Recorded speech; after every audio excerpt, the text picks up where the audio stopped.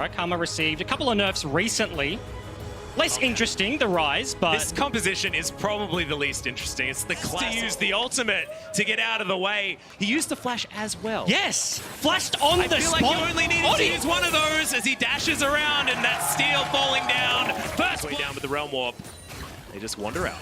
Steel. Okay, Oddie finds a nice body slam. Steel getting taken down. So Luxury Chopper again! Can't dodge it this time! Doesn't have either! This is where the game really turns on, and Isurus already 2 kills and an Ocean Drag in this laning phase. He's only getting better and better. That hit the 13-minute mark. Still looking for the return dive. No cast, but Oddie's in. Coming down. The quickness was there, but it is not enough. Saros now is going to be the dessert. Can they actually grab it? Slow's going to go down for the good of the colony, and Saya misses the Q. Oh no, it's a disaster. Saros with the outplay under the Atatar bottom lane, and the fadeaway jump shot. Yeah, he certainly locked that one down. But you have to say that a lot of it had to do with ISGs. We've got another engage. Zenith played towards the bottom side.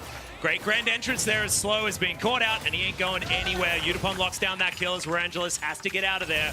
Arcane Shift utilized, in comes Steel. Phase Dive is there, and he's going to be taken down as well, and DFM have come alive. And the complete turnaround of the map. Yes, Steel will go down, but that was the 5-man commit to the bottom side. They want to make something happen. We are after 14 minutes. 15:30 on the clock means that plating is long gone. Turrets are fairly squishy.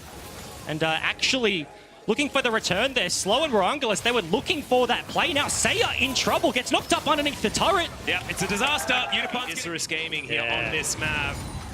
And here we go. This is full tank Gnar as well. They've understood that they need to play for these team fights, have some of that front line there and rely on the Ezreal and the Rise damage. But I'm worried that that's going to be enough when it comes to AD, because we were looking at Gnar as being able to augment the Ezreal that's very pokey, not necessarily a large amount of physical damage.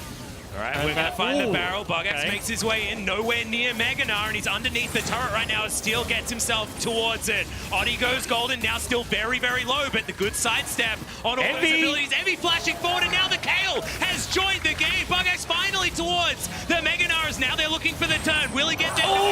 He'll press the R button and only find the air, and Evie decides to turn on it. Now it's their turn underneath turrets, but Detonation FocusMe won't push too far. And every single dive is just being turned around by DFM. They're just sitting, standing tall. Mid-turret will break. Warangalis finally gets to the play. Here from Sayer as well as Evie.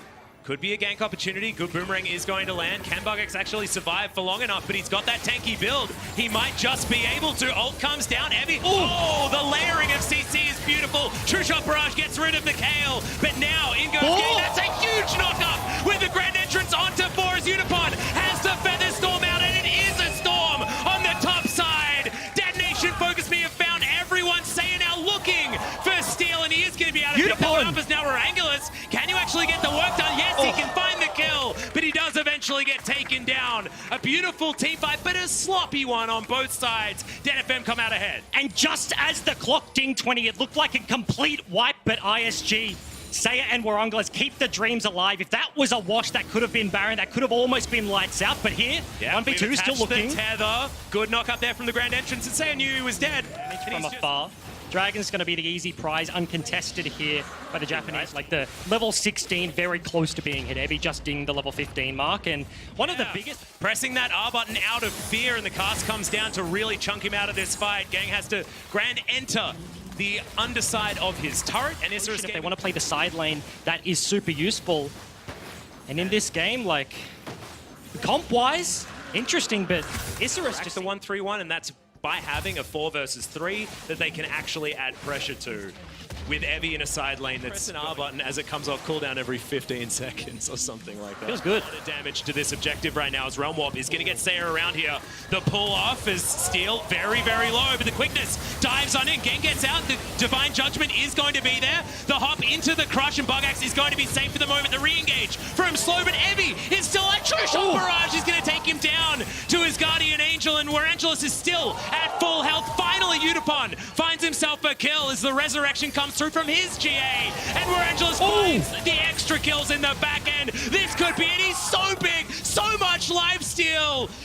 Goes down very, very low and isn't going to be taken just yet as the Mantra Q is going to go just wide. Honey Fruit is delicious and will keep the Ezreal afloat for now as Sayer and Slow are looking for Gang and Saros. Detonation folks, they need to Look at try the and get out of Ocean here. Dragon. So much exactly. HP back. We keep discounting it, but it's a great Drake. Don't you worry about it. But these Inspires are working out well. That is a decent Zenith Blade. And the last 2 kills come in. It's a very delayed one, but it's an ace nonetheless. But Isurus are finally going to make it work. They've been fishing for these team fights for a very long time, and it's actually DFM that give it to them. They start up the Baron, and it's a complete wash here. Ace across the board, and now triple Ocean Dragon. They've had complete control of that. Just get chomped. Now the mid lane under pressure. Come back to life, yeah. DFM lose their inner turret as Bugax are going to get slowed by the ultimate out of the Leona. A cask is going to land, but only onto Gang, so it's going to be fine for DFM for the moment.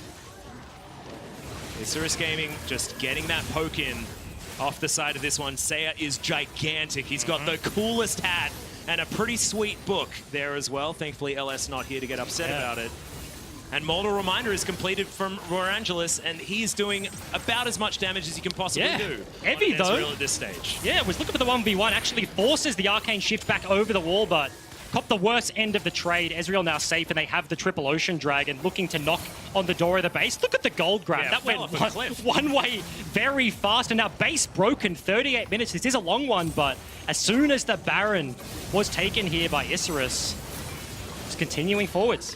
It's just really impressive play with the composition that shouldn't necessarily be this strong against what DFM have at this stage of the game, given just who Kale is and who the Zyra is. We've got another fight. It's going to break out. Solar Flare is going to go relatively wide as Evie throws down the Judgment and immediately gets destroyed. Rorangelis now will just find Mystic Shot after Mystic Shot. Gang is going to be the next one on the chopping block. He's got a big shield, but Rorangelis doesn't care. He just murders him underneath his Nexus turrets. A double kill as a sneaky Mystic Shot flies in. And now it's only Nexus turrets between Isurus Gaming and a Game 1 victory here at Worlds Plays.